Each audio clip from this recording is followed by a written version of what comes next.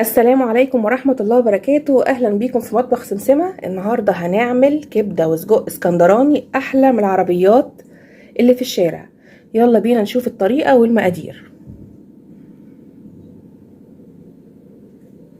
وعلشان نعمل الكبدة الاسكندراني بالظبط زي عربيات الكبدة كده اللي في الشارع وريحتها بتجيبنا لآخر الدنيا، أنا كل اللي هعمله دي طبعا نص كيلو الكبدة. شايفين أنا مقطعاها شرايح ازاي، او انتي ممكن تقولي للجزار قطعها لي عصافيري او اسكندراني. خلاص، طبعا انا سايباها حوالي تلت ساعة او نص ساعة تصفي ميتها كلها في مصفى او الدم بتاعها يعني، لان انا طبعا ما بغسلهاش ابدا، لا يمكن نغسل الكبدة علشان ما تزفرش. خلاص، وفي المكان بقى بتاع الكبدة كده هبدأ احط راس توم كبيرة او 10 فصوص توم او معلقة كبيرة قوي من معالق الاكل اللي بناكلها توم مفروم، عشان هي روحها التوم ده مجمد عندي. انا عايرت كده بمعلقه كبيره وحطيت التوم، وعندي هنا ربع كوبايه من عصير الليمون، ربع كوبايه كامله من عصير الليمون، وعندي زيها من الخل الابيض. طريقتها سهله جدا، مش هتاخد غير 10 دقايق في التحضير. وطبعا على التوم والخل والليمون هحط بقى معلقه كبيره ممسوحه من الملح، تمام، وزيها معلقه كبيره كده من الفلفل الاسود. خلاص، وطبعا روح الكبده الاسكندراني هو الكمون. شايفين الكميه اللي هحطها قد ايه؟ معلقه كبيره هرميه على النص كيلو. خلاص، واللي بيدي الطعم والريحه بقى اللي بتجيبنا من اخر الدنيا هي الكزبره الناشفه. كزبره مفرومه معلقه كبيره برضو هرميه على معيار الخل والليمون والكمون. والشطه طبعا ده اختياري، انا هحط نص معلقه. خلاص، بالطريقه دي كده. وطبعا عندي الفلفل الالوان والفلفل الرومي، والفلفل ده حراق برضو.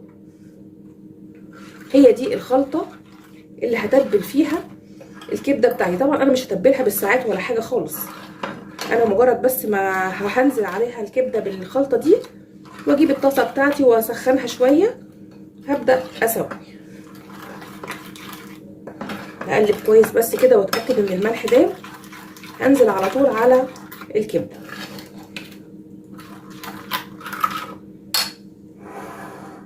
هنزل على الكبده كده بالتتبيله الجميله دي، اقلبها كويس قوي قوي. مش هقعدها في التتبيله خالص، هي دوبك دقيقتين 3 بس كده على ما الزيت يسخن معايا. دلوقتي انا جبت الطاسه على النار اهي، وهحط قطعه من الزبده. هنحط زبده. ما عندكيش زبده هتحطي معلقه سمنه، ما عندكيش سمنه او مش عايزه تحطي سمنه هتحطي حته من الليه، اي حاجه مع الزيت. اول ما تبدا تدوب معانا كده هبدا انزل بشويه من اي زيت نباتي عندي، علشان كميه الزيت لازم تكون، او كميه الماده الدهنيه تكون لا كتيره قوي ولا قليله قوي. بصوا، انا مش هحمرها بانيه، لا انا هقليها بس لازم الزيت يكون كميته وفيره شويه علشان ما تنشفش مني وما تنزلش ميتها. اول ما الزبده تفك معايا خالص كده هبدا انزل بالكبده. الزيت والزبده اتقدحوا معايا، او لو في قطع ليا طبعا هتكون تسلي معايا كده مع شويه الزيت. شايفين الماده الدهنيه عامله ازاي؟ بعد كده هنزل بقى بنص كيلو الكبده المتبله معايا بالليمون والخل والثوم وملح وفلفل وشطه وكمون والكزبره. لازم اسمع الصوت ده علشان ما تنزلش ميتها معايا. 5 دقايق بالظبط او اقل كمان هبدا انزل بالفلفل الالوان والفلفل الحار طبعا والرومي. تنزل في الزيت ما بقلبهاش، بخليها كده متفرقه كده بالنزله بتاعتها لحد ما تبدا تتشمع من تحت. ابدا اقلبها، ما تقلبيش فيها كتير عشان ما تسرطش الميه بتاعتها. اقلبها بقى، مش قادره اقول لكم ريحه الكزبره مع الكمون والليمون مش طبيعيه. هسيبها براحتها خالص دقيقتين كمان يكملوا ال5 دقايق، وبعد كده هنزل بمجموعه الفلفل الحلوه دي. الكبده الاسكندراني ما بتحطلهاش في بصل خالص. انت حابه يكون الصوص فيه بصل، بعد ما تخلصي تسويتها خالص بتروحي حاطه عليها بصلايه مبشوره كده جوليان او ناعم، تقلبتين بس تاخد من لون الصوص وبس تقفلي عليها. تمام. بقى نديها تقليبه قبل ما ننزل بالفلفل، لان هي ما بتاخدش وقت على النار خالص. شايفين مسكت نفسها ازاي الشريحه ما اتقطعتش معايا علشان ما قلبتش فيها كتير. دلوقتي بقى هبدا انزل بالفلفل الحار مقطعاه حلقات، والفلفل الالوان، والفلفل الرومي.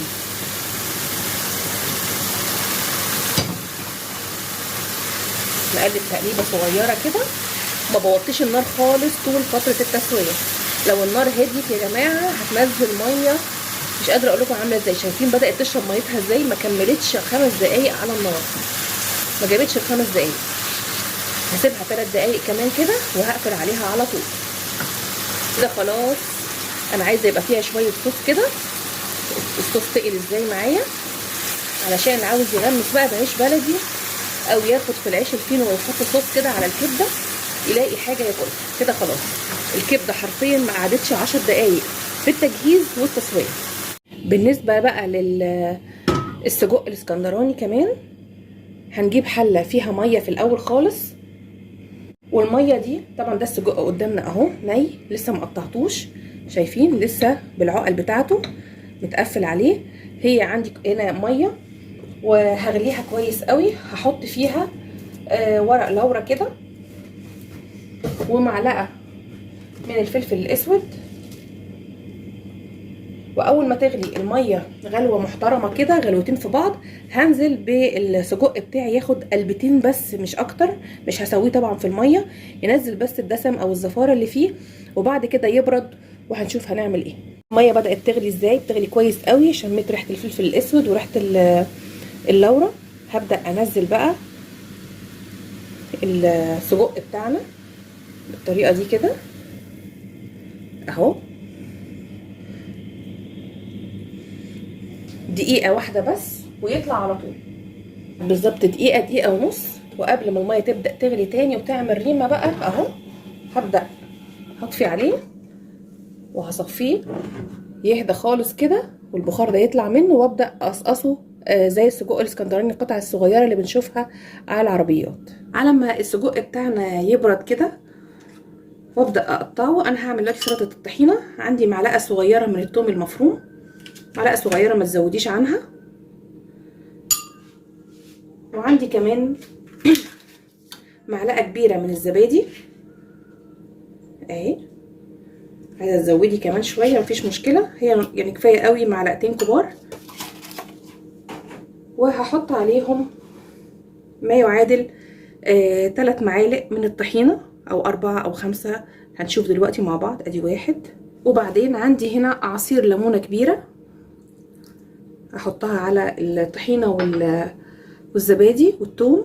وعندي برضو قد الليمون خل، وهحط عليهم نص معلقة من الملح. بعد كده نبقى نظبط الملح لو كان محتاج. وعندي كمان رشة من الكمون، وعندي رشة صغيرة قوي قوي من الفلفل الاسود، ولو عندك فلفل ابيض يكون احسن عشان ما يغمقش الطحينة. انا حطيت حبة صغيرين قوي. هبدأ ادمج كل ده مع بعضه كده. ومجهزة جنب الكاتل فيه مية دافية او سخنة مش هتفرق، بس لازم ادوب كويس قوي الزبادي مع الطحينة.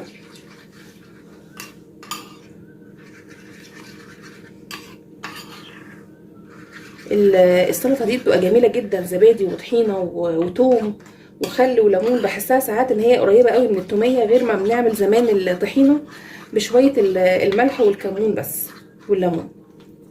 تقلت كويس اهي. هبدأ بقى انزل عليها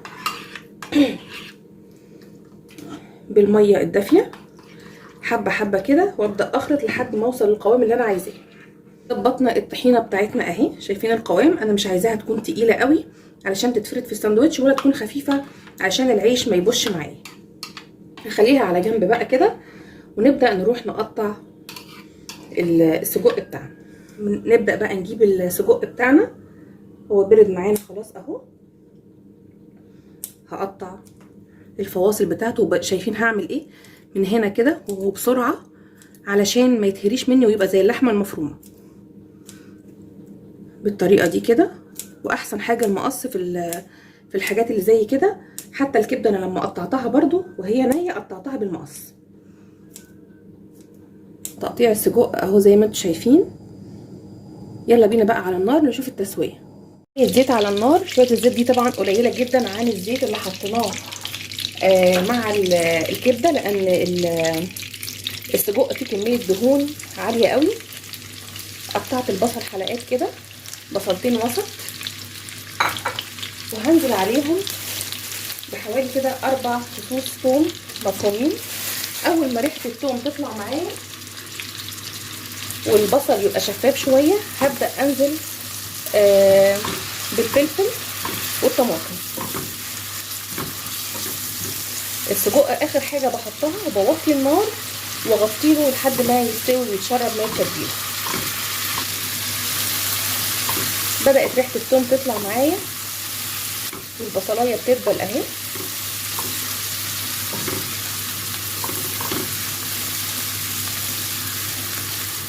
هبدا انزل بقى بالفلفل الحامي بتاعنا والفلفل الرومي والالوان والطماطم. كل ده يدبل مع بعضه كده ويدوني اللون الحلو اللي هبدا انزل فيه السجق بتاعي. افضل اقلب فيهم كويس قوي لحد ما يدبلوا شويه. وصوص الطماطم كده اشوف شكله كده تحت في ارضيه الطاسه بتاعتي.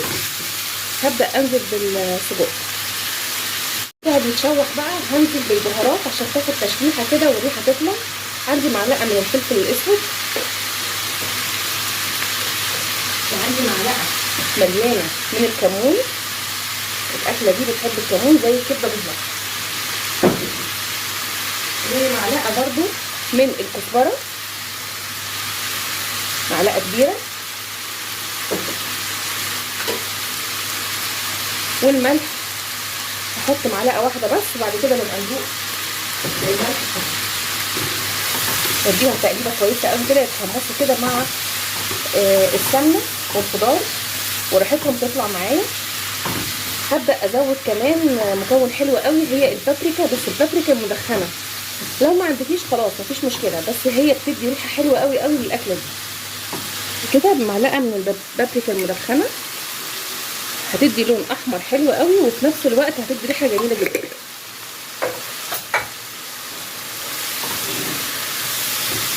لو الطماطم بتاعتك مش حمرا قوي وانت عايزه اللون يحمر اكتر من كده ممكن تحطي معلقه صلصه، بس عشان ما يبقاش فيه حموضه جامده. هي خدت اللون الحلو اهو، والحاجه اتحمصت معايا وبدات اشم ريحه التوابل كلها. دقيقه واحده بس كده شكشكوا مع بعض شويه. هنزل بالسجق. بصوا ان الخلطه ناشفه ما فيهاش ميه كتير او دسم كتير، علشان اللي انا هنزله دلوقتي ده هو اللي كله دسم. شايفين البوله اصلا جرمزت ازاي من جوه عشان الجو برد. هقلب من تحت لفوق بالراحه كده واوطي النار خالص شمعه، وهسيبه من ربع لثلث ساعه وهنرجع له تاني نشوف بقى الحرق بتاعه وبهاراته التسويه بتاعته.